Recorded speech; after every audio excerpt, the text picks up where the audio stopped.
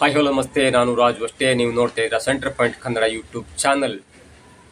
ಈಗ ಬಹು ವಿವಾದಕ್ಕೆ ಕಾರಣವಾದಂತ ಈ ಜಾತಿ ಗಣತಿಯ ಸಮೀಕ್ಷೆ ಇದೆಯಲ್ಲ, ಅದು ಈಗ ದೊಡ್ಡ ಚರ್ಚೆಯನ್ನು ಹುಟ್ಟಾಕಿದೆ.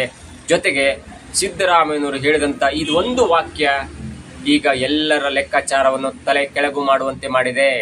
ಇದು ಜಾತಿ ಸಮೀಕ್ಷೆ ಅಲ್ವೇ ಅಲ್ಲ, ಇದು ಜಾತಿ ಸಮೀಕ್ಷೆ ಅಲ್ವೇ ಅಲ್ಲ, ಇದು ಜಾತಿ ಸಮೀಕ್ಷೆಯ ಜೊತೆಗೆ ಸಾಮಾಜಿಕ ಮತ್ತು ಶೈಕ್ಷಣಿಕ ಸಮೀಕ್ಷೆ. ನೀವು ಬೇಕಂತೆ ಜಾತಿ ಸಮೀಕ್ಷೆ ಅಂತ ನೀವು ಅದನ್ನ ತೋರಿಸ್ತಾ ಇದ್ದೀರಾ. ಇದು ಜಾತಿ ಸಮೀಕ್ಷೆ ಅಲ್ಲ, ಅದರ ಜೊತೆಗೆ ಇದು ಸಾಮಾಜಿಕ ಮತ್ತು ಶೈಕ್ಷಣಿಕ ಸಮೀಕ್ಷೆ ಎನ್ನುವ ಸ್ಫೋಟಕ ಮಾಹಿತಿಯನ್ನು ಹೇಳಿದ್ದಾರೆ. ಹಾಗಾದ್ರೆ ಸಚಿವ ಸಂಪುಟದ ಸಭೆಯಲ್ಲಿ ಏನೆಲ್ಲ ಚರ್ಚೆ ಆಯಿತು ಎನ್ನುವುದನ್ನು ನೋಡೋಣ. ಜೊತೆಗೆ ಸಿದ್ದರಾಮಯ್ಯನವರು ಯಾಕೆ ಈಗ ಉಲ್ಟಾ ಹೊಡೆದಿದ್ದಾರೆ ಎಲ್ಲವನ್ನು ನೋಡೋಣ. ಅದಕ್ಕಿಂತ ಮೊದಲು ನಮ್ಮ ಚಾನಲ್ ಅನ್ನ ಸಬ್ಸ್ಕ್ರೈಬ್ ಮಾಡಿಲ್ಲ ಅಂದ್ರೆ ಈಗಲೇ ಸಬ್ಸ್ಕ್ರೈಬ್ ಮಾಡಿ. ಜೊತೆಗೆ ಕಾಮೆಂಟ್ಗಳ ಮುಖಾಂತರ ತಮ್ಮ ಅಭಿಪ್ರಾಯವನ್ನ ಹೇಳಬಹುದು. ಎಸ್ ವೀಕ್ಷಕರೇ, ಬಿಜೆಪಿಯವರು ಸರ್ಕಾರದ ವಿರುದ್ಧ ಆಪಾದನೆ ಮಾಡ್ತಾರೆ. ಯಾಕಂದ್ರೆ ಬಿಜೆಪಿಯವರು ವಿರೋಧ ಪಕ್ಷದಲ್ಲಿದ್ದಾರೆ. ಆದ್ರೆ ಯಾವಾಗ ಸಚಿವ ಸಂಪುಟದ ಮಂತ್ರಿಗಳು ಸರ್ಕಾರದ ವಿರುದ್ಧ ಮುಗಿಬೀಳ್ತಾರಲ್ಲ, ಆಗ ಸಮಸ್ಯೆ ಇದೆ ಅಂತ ಅರ್ಥ ಮಾಡ್ಕೊಳ್ಬೇಕು. ನೋಡಿ, ಏನಾಗಿದೆ ಅಂದ್ರೆ ರಾಜ್ಯ ಸರ್ಕಾರದ ಬಹುನಿರೀಕ್ಷಿತ ಈ ಜಾತಿ ಗಣತಿಯ ವರದಿಯನ್ನ ಮಂಡನೆ ಮಾಡಲೇಬೇಕು ಎನ್ನುವ ಮಹತ್ವಾಕಾಂಕ್ಷಿ ಯೋಜನೆಯನ್ನ ಇಟ್ಕೊಂಡಂತ ಸಿದ್ದರಾಮಯ್ಯನವರು ಅದು ಯಾಕೆ ಅವ್ರ ತಲೆಯಲ್ಲಿ ಬಂತ ಗೊತ್ತಿಲ್ಲ. 2015ರಲ್ಲಿ ತರಿಸಿಕೊಂಡಂತ ಅಧ್ಯಯನ ಮಾಡಿದಂತ ಸಮೀಕ್ಷೆ ಮಾಡಿದಂತ ಸಾಮಾಜಿಕ ಮತ್ತು ಶೈಕ್ಷಣಿಕ ಸಮೀಕ್ಷೆ. ಇಲ್ಲಿ ನೋಡಿ, ಇಲ್ಲೇ ಇರೋದೊಂದು ಟ್ವಿಸ್ಟು. ಅವರು ಜಾತಿ ಗಣತಿ ಅಥವಾ ಜಾತಿ ಸಮೀಕ್ಷೆ ಅಂತ ಎಲ್ಲೂ ಹೇಳ್ತಾ ಇಲ್ಲ. ಸಿದ್ದರಾಮಯ್ಯವರು ಹೇಳ್ತಾ ಇರೋದು 2015ರಲ್ಲಿ ಅಧ್ಯಯನ ಮಾಡಿಕೊಂಡು ತರಿಸಿಕೊಂಡಂತ ಸಾಮಾಜಿಕ ಮತ್ತು ಶೈಕ್ಷಣಿಕ ಸಮೀಕ್ಷೆಯನ್ನ ನಾವು ಇವತ್ತು ಸಚಿವ ಸಂಪುಟದ ಮುಂದೆ ತಂದ್ವಿ. ಸಚಿವ ಸಂಪುಟದ ಸಹೋದ್ಯೋಗಿಗಳು ಇದರ ಬಗ್ಗೆ ಚರ್ಚೆ ಮಾಡಿದ್ರು. ಜೊತೆಗೆ ತಮ್ಮ ಆಪಾದನೆಗಳನ್ನ, ತಮ್ಮ ವಿರೋಧಗಳನ್ನ ಲಿಖಿತ ಉತ್ತರಗಳ ಮುಖಾಂತರ ತಿಳಿಸುವಂತೆ ನಾನು ಸಚಿವ ಸಂಪುಟದ ಸದಸ್ಯರಿಗೆ ತಿಳಿಸಿದ್ದೇನೆ. ಏಪ್ರಿಲ್ 24ರಂದು ಒಂದು ಸಚಿವ ಸಂಪುಟ ಆಗತ್ತೆ. ಅದರಲ್ಲಿ ಇದರ ಚರ್ಚೆ ಆಗುವುದಿಲ್ಲ. ಯಾಕಂದ್ರೆ ಚಾಮರಾಜನಗರದಲ್ಲಿ ಸಚಿವ ಸಂಪುಟ ಸಭೆ ಆಗೋದ್ರಿಂದ ಆ ಪ್ರದೇಶದ ಜನಗಳ ಒಂದು ಒತ್ತಾಯಕ್ಕೆ ಮಣಿದು ಆ ಪ್ರದೇಶಗಳ ಚರ್ಚೆ ಆಗತ್ತೆ. ಅದಾದ ನಂತರ ಮೇ 2ನೇ ತಾರೀಕಿನಂದು ಮತ್ತೆ ಬೆಂಗಳೂರಿನಲ್ಲಿ ಸಚಿವ ಸಂಪುಟ ಸಭೆ ಆಗತ್ತೆ. ಆ ಸಭೆಯಲ್ಲಿ ಸಚಿವ ಸಂಪುಟದ ಸಭೆಯಲ್ಲಿ ಈ ಸಾಮಾಜಿಕ ಮತ್ತು ಶೈಕ್ಷಣಿಕ ಗಣತಿಯ ಚರ್ಚೆ ಆಗತ್ತೆ. ಆಗ ಏನಾದ್ರೂ ಸಚಿವ ಸಂಪುಟದ ಸದಸ್ಯರು ಇಲ್ಲ ಇದನ್ನು ಸ್ವಲ್ಪ ತಿದ್ದಬೇಕು ಅಂದ್ರೆ ತಿದ್ದಿಕೊಳ್ತೇವೆ, ಜೊತೆಗೆ ಅಧಿಕಾರಿಗಳಿಂದ ಸ್ವಲ್ಪ ಮತ್ತಷ್ಟು ಮಾಹಿತಿಗಳನ್ನ ತರಿಸಿಕೊಂಡು ಮುಂದಿನ ಚರ್ಚೆಯನ್ನು ಮಾಡ್ತೇವೆ ಅನ್ನೋ ಸ್ಫೋಟಕ ಮಾಹಿತಿಯನ್ನ ಸಿದ್ದರಾಮಯ್ಯನವರು ಹೇಳಿದ್ರು. ಜೊತೆಗೆ ಇದರಲ್ಲಿ ಸರಿಸುಮಾರು 91% 4ರಷ್ಟು ಜನರ ಸಮೀಕ್ಷೆ ಮಾಡಲಾಗಿದೆ. ಇದು 100% ಸಮೀಕ್ಷೆ ಅಲ್ಲದಿದ್ರೂ ಕೂಡ ಸರಿಸುಮಾರು 100ಕ್ಕೆ 91 ಜನರನ್ನ ನಾವು ಮೀಟ್ ಮಾಡಿದ್ದೇವೆ. ಅವರ ಉತ್ಪನ್ನವನ್ನು ಕೇಳಿದ್ದೇವೆ, ಅವರ ಮಾನದಂಡವನ್ನು ಕೇಳಿದ್ದೇವೆ. ಎಲ್ಲವೂ ಕೂಡ ಇಲ್ಲಿ ವರ್ಕ್ ಆಗುತ್ತೆ. ಹಾಗಾಗಿ ಇದು ಸಾಮಾಜಿಕ ಮತ್ತು ಶೈಕ್ಷಣಿಕ ಸಮೀಕ್ಷೆ ಎನ್ನುವ ಸ್ಫೋಟಕ ಮಾಹಿತಿಯನ್ನು ಹೇಳಿದ್ರು. ನೋಡಿ, ಇದರ ಉದ್ದೇಶ ಏನಂದ್ರೆ ನಮ್ಮ ರಾಜ್ಯದಲ್ಲಿ ಎಷ್ಟು ಜಾತಿಗಳಿವೆ, ಎಷ್ಟು ಜಾತಿಗಳಲ್ಲಿ ಎಷ್ಟು ಜನಸಂಖ್ಯೆ ಇದೆ, ಎಷ್ಟು ಹಿಂದುಳಿದ ವರ್ಗದವರಿದ್ದಾರೆ, ಅವರ ಆರ್ಥಿಕ ಪರಿಸ್ಥಿತಿ ಏನಿದೆ, ಅವರ ಶೈಕ್ಷಣಿಕ ಪರಿಸ್ಥಿತಿ ಏನಿದೆ, ಎಲ್ಲವೂ ಕೂಡ ಸಮೀಕ್ಷೆಯಲ್ಲಿ ಬರುತ್ತೆ. ಈ ಸಮೀಕ್ಷೆ ಜಾತಿ ಗಣತಿ ಒಂದೇ ಅಲ್ಲ. ನಿಮ್ಮ ಹೆಸರೇನು, ನಿಮ್ಮ ಜಾತಿ ಏನು ಅಷ್ಟನ್ನೇ ಕೇಳ್ಕೊಂಡು ಬಂದು ಅದನ್ನ ನಮೂದು ಮಾಡೋದು ಅಷ್ಟೇ ಅಲ್ಲ. ಈ ಸಮೀಕ್ಷೆಯಲ್ಲಿ ಓವರಾಲ್ ಸಮೀಕ್ಷೆಯಲ್ಲಿ ನಿಮ್ಮ ಹೆಸರೇನು, ನಿಮ್ಮ ಊರು ಯಾವುದು, ನಿಮ್ಮ ಜಾತಿ ಯಾವುದು, ನೀವು ಓದಿದ್ದೇನು, ನಿಮ್ಮ ಆರ್ಥಿಕ ವ್ಯವಸ್ಥೆ ಏನಿದೆ, ನಿಮ್ಮ ಇನ್ಕಮ್ ಏನಿದೆ, ನಿಮ್ಮ ಇನ್ಕಮ್ನ ಮೂಲ ಏನು, ಎಲ್ಲವೂ ಕೂಡ ಇಲ್ಲಿ ವರ್ಕ್ ಆಗಿದೆ. ಹಾಗಾಗಿ ಜೊತೆಗೆ ನೀವು ಏನು ಓದಿದ್ರಿ, ನೀವು SLC ಪಾಸ್ ಆಗಿದ್ರ, ನಿಮ್ಮ ಓದಿನ ಅಥವಾ ನಿಮ್ಮ ಕ್ವಾಲಿಫಿಕೇಶನ್ ಎಲ್ಲವೂ ಕೂಡ ಈ ಸಮೀಕ್ಷೆಯಲ್ಲಿ ಬಂದಿದೆ. ಹಾಗಾಗಿ ಇದರ ಪೂರ್ತಿ ಅರ್ಥ, ಇದರ ಪೂರ್ತಿ ಹೆಡ್ಲೈನ್ಸ್ ಅಂದ್ರೆ ಸಾಮಾಜಿಕ ಮತ್ತು ಶೈಕ್ಷಣಿಕ ಸಮೀಕ್ಷೆ ಅಥವಾ ಗಣತಿ.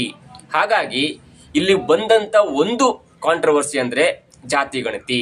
ಜಾತಿ ಗಣತಿಯಲ್ಲಿ ಮುಸ್ಲಿಮರು ಜಾಸ್ತಿ ಇದ್ದಾರೆ, ಪರಿಶಿಷ್ಟ ಪಂಗಡದವರು ಜಾಸ್ತಿ ಇದ್ದಾರೆ, ಪರಿಶಿಷ್ಟ ಜಾತಿಯವರು ಜಾಸ್ತಿ ಇದ್ದಾರೆ, ಲಿಂಗಾಯತ ಮತ್ತು ಒಕ್ಕಲಿಗರನ್ನು ನೀವು ಬೇಕಾಬಿಟ್ಟಿ ಸುಮ್ಮನೆ ಸರಿಸುಮಾರು 1 ಕೋಟಿ ಜನಸಂಖ್ಯೆಯನ್ನು ಹೊಂದಿರುವಂತ ಲಿಂಗಾಯತರ ನೀವು 65 ಲಕ್ಷ ತಂದಿಟ್ಟಿದ್ರಿ, ಸರಿಸುಮಾರು 1 ಕೋಟಿಗೂ ಜಾಸ್ತಿ ಇರುವಂತ ಒಕ್ಕಲಿಗರನ್ನ ನೀವು ಕೇವಲ 50 ಲಕ್ಷ ತಂದಿಟ್ಟಿದ್ರಿ ಎನ್ನುವ ಆಪಾದನೆ ಇದೆಯಲ್ಲ, ಆ ಆಪಾದನೆಗೆ ಪ್ರತ್ಯುತ್ತರವಾಗಿ ಉಲ್ಟಾ ಹೊಡೆದಂತೆ ಇದೀಗ ಸಿದ್ದರಾಮಯ್ಯನವರು ಇದು ಜಾತಿ ಸಮೀಕ್ಷೆಯ ಜೊತೆಗೆ ಇದು ಸಾಮಾಜಿಕ ಮತ್ತು ಶೈಕ್ಷಣಿಕ ಸಮೀಕ್ಷೆ ಎನ್ನುವ ಹೆಡ್ಲೈನ್ಸ್ ಅನ್ನು ಕೊಟ್ಟಿದ್ದಾರೆ.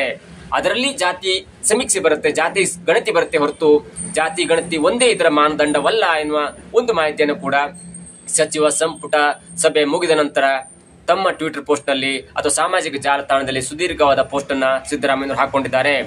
ಆದರೆ ವಿರೋಧ ಪಕ್ಷದ ಹೇಳಿದಂತೆ ಕೇವಲ ಜಾತಿ ಸಮೀಕ್ಷೆಯನ್ನು ಮಾತ್ರ ಮಾಡಲಾಗಿದೆ. ಜಾತಿ ಸಮೀಕ್ಷೆ ಮಾಡುವಾಗ ಯಾರನ್ನೂ ಕೂಡ ನೀವು ಹೋಗಿ ಕೇಳಿಲ್ಲ, ಸಮೀಕ್ಷೆನ ಮಾಡಿಲ್ಲ. ಸುಖ ಸುಮ್ಮನೆ ನೀವು ಬೇಕಾಬಿಟ್ಟು ಆ ಫಾರ್ಮ್ ನಲ್ಲಿ ಫಿಲ್ಅಪ್ ಮಾಡಿ ಇಂತಿಂತ ಜಾತಿಯವರು ಇಷ್ಟಿದ್ದಾರೆ ಎನ್ನುವ ಸುಖ ಸುಮ್ಮನೆ ಆರೋಪವನ್ನ ಅಥವಾ ಸುಖ ಸುಮ್ಮನೆ ಆರೋಪವನ್ನು ನಮ್ಮ ಮೇಲೆ ಮಾಡ್ತಾ ಇದ್ದಾರೆ ಎನ್ನುವ ಒಂದು ಆರೋಪವನ್ನು ಕೂಡ ಪ್ರತಿ ಆರೋಪವನ್ನು ಕೂಡ ಸಿದ್ದರಾಮಯ್ಯ ಮಾಡಿದ್ದಾರೆ.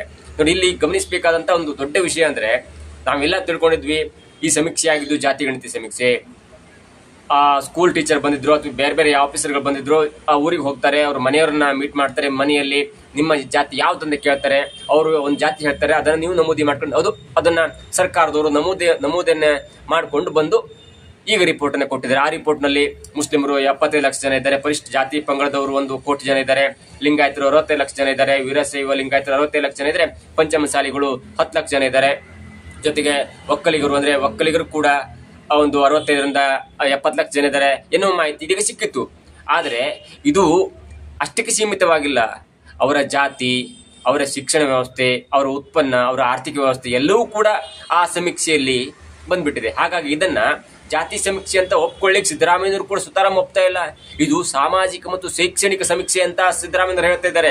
ಹಾಗಾಗಿ ಈಗ ಈ ಜಾತಿ ಸಮೀಕ್ಷೆಯನ್ನು ಹೆಡ್ಲೈನ್ಸ್ ಚೇಂಜ್ ಆಗುತ್ತೆ. ಇದು ಜಾತಿ ಸಮೀಕ್ಷೆ ಅಲ್ಲ, ಜಾತಿ ಸಮೀಕ್ಷೆಯ ಜೊತೆಗೆ ಇದು ಸಾಮಾಜಿಕ ಮತ್ತು ಶೈಕ್ಷಣಿಕ ಸಮೀಕ್ಷೆ ಎನ್ನುವುದು ಸಿದ್ದರಾಮಯ್ಯನವರ ವಾದ. ಹಾಗಾಗಿ ವಿರೋಧ ಪಕ್ಷಗಳು ಏನೇ ಉಲ್ಟಾ ಹೊಡೆದ್ರು ಕೂಡ, ವಿರೋಧ ಪಕ್ಷಗಳು ಏನೇ ಆಪಾದನೆ ಮಾಡಿದ್ರು ಕೂಡ ಆ ಆಪಾದನೆಗೆ ಒಂದೇ ಉತ್ತರದಲ್ಲಿ ಸಿದ್ದರಾಮಯ್ಯನವರು ಉಲ್ಟಾ ಹೊಡೆದು ಆ ಎಲ್ಲ ಆರೋಪಗಳಿಗೂ ಒಂದೇ ಉತ್ತರದಲ್ಲಿ ಪ್ರತ್ಯುತ್ತರವನ್ನು ಕೊಟ್ಬಿಟ್ಟಿದ್ದಾರೆ ಸಿದ್ದರಾಮಯ್ಯನವರು. ಹಾಗೆ ನೀವೇನಾದ್ರೂ ಒಂದು ಕಲ್ಲು ಹೊಡೆದ್ರೆ ಅದಕ್ಕೆ ಆಲ್ರೆಡಿ ಒಂದು ಕಲ್ಲು ಇಟ್ಕೊಂಡಿರ್ತಾರೆ ಅವರು, ಪ್ರತಿಯಾಗಿ ಕಲ್ಲನ್ನು ಹೊಡಲಿಕ್ಕೆ. ಇಲ್ಲ ಅಂದ್ರೆ ಸರಿಸುಮಾರು 40 ವರ್ಷಗಳ ರಾಜಕೀಯದಲ್ಲಿ ಸಿದ್ದರಾಮಯ್ಯನವರು ಜೆಡಿಎಸ್ ನಿಂದ ಬಂದು ಕೇವಲ 10 ವರ್ಷದಲ್ಲಿ ಮುಖ್ಯಮಂತ್ರಿ ಆಗ್ತಿರಲಿಲ್ಲ. ಅಂದ್ರೆ ಅವ್ರು ಬಂದು 2006ರಲ್ಲಿ 2013 ಮುಖ್ಯಮಂತ್ರಿ ಆಗ್ತಾರೆ. ಬರೋಬ್ಬರಿ 7ರಿಂದ 8 ವರ್ಷದ ಅವಧಿಯಲ್ಲಿ ಕಾಂಗ್ರೆಸ್ನಲ್ಲಿ ಇರುವಂತಹ ಘಟಾನುಘಟಿಗಳನ್ನ ಸೈಡ್ ಲೈನ್ ಮಾಡಿ ಅಥವಾ ಅವರನ್ನ ಮಣಿಸಿ ತಾನು ಮುಖ್ಯಮಂತ್ರಿ ಆಗುವುದು ಅಷ್ಟು ಸುಲಭವಲ್ಲ. ಅಂತ ಒಂದು ಬುದ್ಧಿವಂತಿಕೆ ಸಿದ್ದರಾಮಯ್ಯನವರ ಹತ್ರ ಇದೆ. 1 ವಾರಗಳಿಂದ ಅಥವಾ 15 ದಿನಗಳಿಂದ ವಿರೋಧ ಪಕ್ಷಗಳು ಏನೇ ತಿಪ್ಪರ್ಲಾಗ ಹಾಕಿದ್ರು ಕೂಡ ಅದಕ್ಕೆ ಪ್ರತ್ಯುತ್ತರವನ್ನು ಕೊಟ್ಟಿರಲಿಲ್ಲ.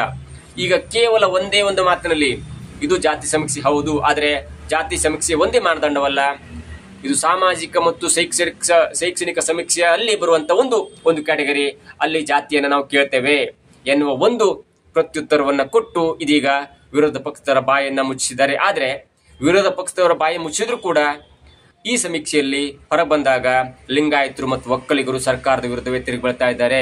ಈ ಸಮೀಕ್ಷೆ 2015ರಾಗಿದ್ದು ಈಗ ತುಂಬಾ ಚೇಂಜಸ್ ಆಗಿದೆ. ಲಿಂಗಾಯತರು ಮತ್ತು ಒಕ್ಕಲಿಗರು ತುಂಬಾ ಜಾಸ್ತಿಯಾಗಿ ಇಲ್ಲಿ ಜನಸಂಖ್ಯೆ ಹೊಂದಿದ್ದಾರೆ. ಹಾಗಾಗಿ ಇದನ್ನ ತಿರಸ್ಕಾರ ಮಾಡಬೇಕು ಎನ್ನುವ ಸಾರಾಸಗಟಾದ ಅಥವಾ ಪ್ರತ್ಯುತ್ತರವಾದ ಕಠಿಣವಾದ ನಿರ್ಧಾರವನ್ನು ಸಿಎಂಗೆ ತಿಳಿಸಿದ್ದಾರೆ. ಒಂದು ವೇಳೆ ಏನಾದ್ರೂ ಈ ವರದಿ ಸಚಿವ ಸಂಪುಟದ ಮುಂದೆ ಈಗಾಗಲೇ ಬಂದಿದೆ, ಅದನ್ನ ಚರ್ಚೆ ಮಾಡಿ ಮಂಡನೆ ಮಾಡಿದರೆ ಅದು ಸರ್ಕಾರಕ್ಕೆ ದೊಡ್ಡ ಮುಳುವಾಗುತ್ತೆ ಎನ್ನುವುದು ಕೂಡ ಸಚಿವ ಸಂಪುಟದ ಮಂತ್ರಿಗಳು ಜೊತೆಗೆ ಎಂಎಲ್ಎಗಳು, ಅದರಲ್ಲೂ ಲಿಂಗಾಯತ ಎಂಎಲ್ಎಗಳು ಈಗ ಸರ್ಕಾರದ ವಿರುದ್ಧ, ಮೇನ್ಲಿ ಸಿದ್ದರಾಮಯ್ಯನವರ ವಿರುದ್ಧ ತಿರುಗಿ ಬಿದ್ದಿದ್ದಾರೆ. ಏನೇ ಆಗ್ಲಿ, ಇಲ್ಲಿಯ ತನಕ ನಮಗ್ ತಿಳಿದಿದ್ದು ಅಥವಾ ವಿರೋಧ ಪಕ್ಷಗಳು ಮಾತನಾಡ್ಕೊಳ್ತಿದ್ದು ಇದು ಜಾತಿ ಗಣತಿ, ಇದು ಜಾತಿ ಸಮೀಕ್ಷೆ ಅಂತ ಬಾಯಿ ಬಿಡ್ಕೊಳ್ತಾನೆ ಇದ್ರು. ಆದ್ರೆ ಸಿದ್ದರಾಮಯ್ಯನವರು ಹೇಳಿದ ಪ್ರಕಾರ ಇದು ಸಾಮಾಜಿಕ ಮತ್ತು ಶೈಕ್ಷಣಿಕ ಸಮೀಕ್ಷೆ, ಅದರಲ್ಲಿ ಒಂದು ಭಾಗವಾಗಿ ಜಾತಿ ಬರುತ್ತೆ ಹೊರತು ಕಂಪ್ಲೀಟ್ ಆಗಿಲ್ಲ ನಿಮ್ಮ ಜಾತಿ ಯಾವುದು ಅಂತ ಕೇಳ್ಕೊಂಡು ಸಮೀಕ್ಷೆ ಮಾಡಿಲ್ಲ. ಅಲ್ಲಿ ಎಲ್ಲವೂ ಬರುತ್ತೆ, ಅಲ್ಲಿ ಹೆಸರು ಬರುತ್ತೆ, ಜಾತಿ ಬರುತ್ತೆ, ಶಿಕ್ಷಣ ವ್ಯವಸ್ಥೆ ಬರುತ್ತೆ, ಎಷ್ಟು ಕಲ್ತಿದ್ದಾರೆ ಅಂತ ಬರುತ್ತೆ, ಅವರ ಆರ್ಥಿಕ ಉತ್ಪನ್ನ ಬರುತ್ತೆ, ಅವ್ರು ಎಷ್ಟು ಹಿಂದುಳಿದಿದ್ದಾರೆ ಎಲ್ಲವೂ ಕೂಡ ಇಲ್ಲಿ ಸಮೀಕ್ಷೆಯಲ್ಲಿ ಬರುತ್ತೆ. ಹಾಗಾಗಿ ಎಲ್ಲವೂ ಕೂಡ ಸಪರೇಟ್ ಸಮೀಕ್ಷೆ ಆಗಿದೆ. ಜಾತಿ ಎನ್ನುವುದು ಒಂದು ಕ್ಯಾಟಗರಿ ಅಷ್ಟೇ ಅಂತ ಸಿದ್ದರಾಮಯ್ಯನವರು ಇದೀಗ ಸ್ಪಷ್ಟನೆಯನ್ನು ಕೊಟ್ಟಿದ್ದಾರೆ.